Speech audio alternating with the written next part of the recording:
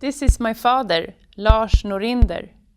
He was a designer and he worked a lot for IKEA during the 80s.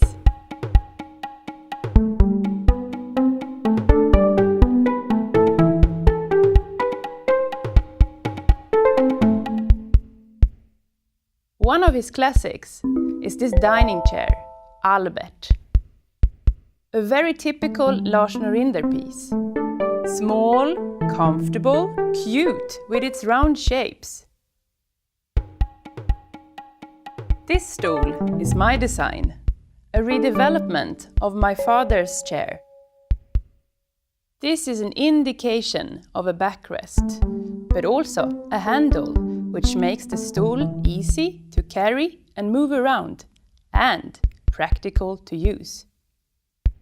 All my dad's chairs were stackable, but for some reason, Albert wasn't.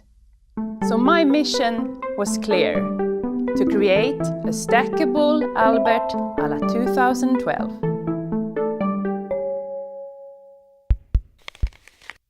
An apple became the solution.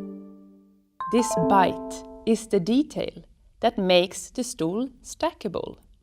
I simply had to cut away a piece of the wood.